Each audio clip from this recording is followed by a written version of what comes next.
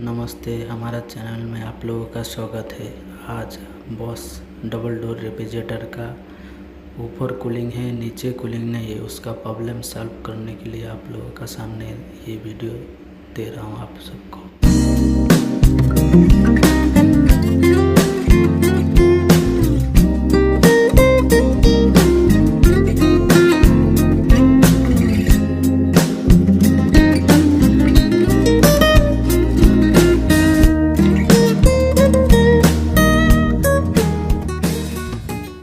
लोग देख सकता है ये कूलिंग फैन वर्किंग नहीं कर रहा है, इसलिए हम लोग ये कूलिंग फैन चेंज कर दिया।